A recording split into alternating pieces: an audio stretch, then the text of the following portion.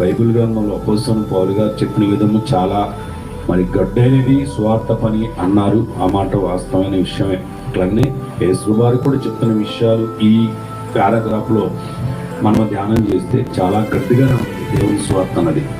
మరి అనాది కాలం నుంచి ఈ రోజు వరకు కూడా స్వార్థ పని విషయంలో మనం ఆలోచన చేస్తే మరి దేవుని సేవ చేయడం అంటే మాటలు కాదు, కత్తి మీద సాములు అంటది దేవుని సేవ అన్నది.